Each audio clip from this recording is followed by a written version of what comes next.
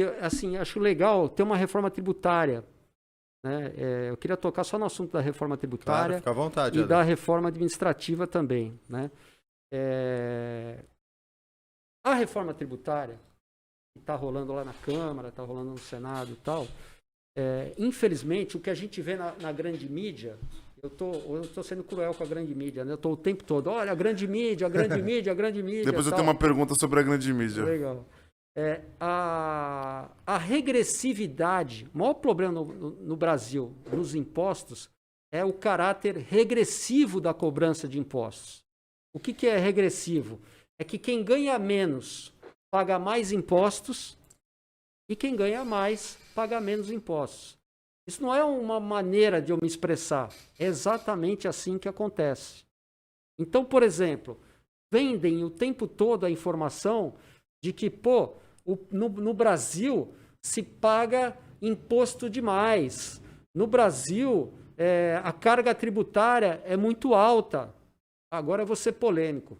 Cara, o Brasil, nos países, comparado aos países da OCDE, que a gente está acostumado sempre a comparar com a OCDE, ele está bem abaixo da média da OCDE, a carga tributária do Brasil. O problema no Brasil não é a carga tributária. Se ela é 21, se ela é 24, se ela é 27, se ela é 30. O problema do Brasil é de quem se cobra o imposto. Porque o imposto ele tem uma função, né? Ele tem uma função, o Estado não sobrevive, né? E nós temos que atacar a regressividade.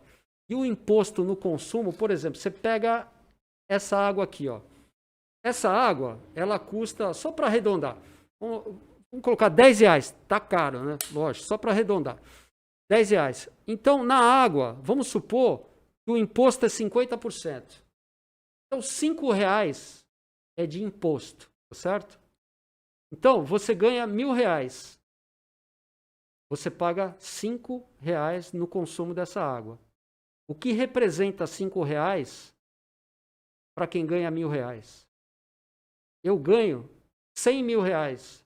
Eu pago os mesmos R$5 nessa água. O que representa R$5 para quem ganha R$100.000?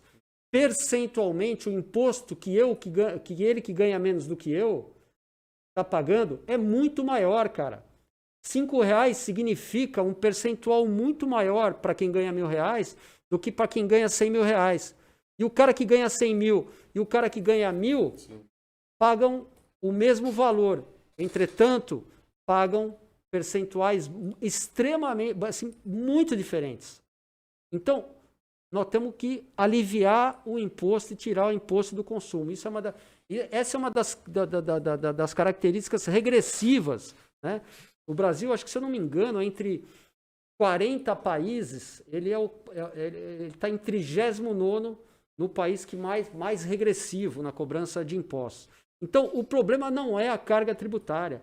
O problema é de quem a gente cobra imposto. Então, por exemplo, imposto sobre lucros e dividendos. Só o Brasil não cobra. Então, o cara investe, recebe lucros, dividendos e paga zero de imposto. Imposto sobre fortunas. Se você pegar em comparação, eu até anotei uns dados, mas eu não sou bom de cabeça, cara. A Argentina começou a taxar, né, sobre grandes fortunas isso no ano passado. Exatamente. O imposto sobre grandes fortunas. Cara, vai ver na Inglaterra quanto é o imposto sobre grandes fortunas. Em vários países desenvolvidos, países da Europa, quanto é o imposto sobre grandes fortunas. E vai ver quanto é o imposto sobre grandes fortunas no Brasil. É uma coisa que, comparado, por exemplo, à Inglaterra, é irrisório, cara. É irrisório. Imposto sobre herança. A taxação, por exemplo, do imposto de renda na fonte. Você teria que criar muito mais camadas de cobrança de impostos. Por quê? Porque você tem que tributar os super ricos, cara. Os super ricos não são tributados como deveriam ser tributados.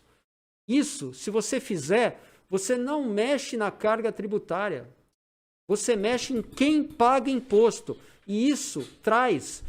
Tem um cálculo aí. Existe um site que chama Plataforma Política Social e ele fala sobre a reforma tributária solidária. Lá é um documento de 800 páginas, porém tem um sintético dele, que são pouquíssimas páginas, tem até um sintético de 9 páginas, que é um resumão para... As pessoas falam quanto se paga de imposto em outros países, como é que é a distribuição da carga tributária. O que acontece no Brasil, de fato, é que o pobre paga mais imposto do que o rico. Então, você tem que ter uma tributação diferenciada, por exemplo, para o cara que ganha mais de 300, de 500 mil reais. Aí você fala, pô, mas por quê? Você vai... Cara, você ganha 300 mil reais, bicho. Entendeu?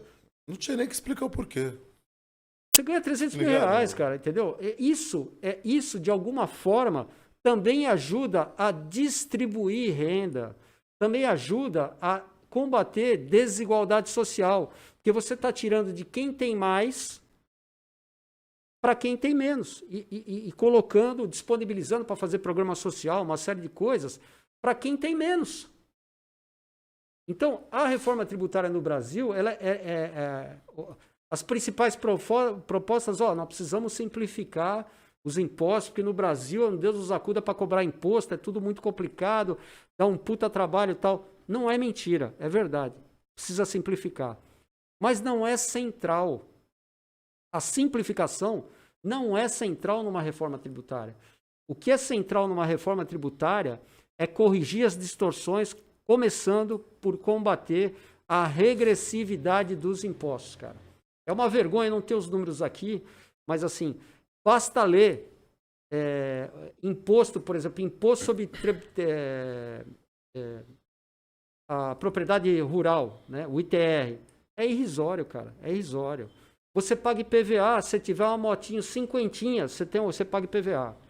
Só que se você tiver um iate, e se você tiver um helicóptero, e se você tiver um avião, você paga 0. Nós precisamos discutir isso numa reforma tributária, cara. Como é que pode? O cara que compra uma bicicleta motorizada, que é um motoboy, porque ele não tem condição nem de comprar uma 125, ele vai pagar IPVA e o cara que tem um jatinho não paga nada?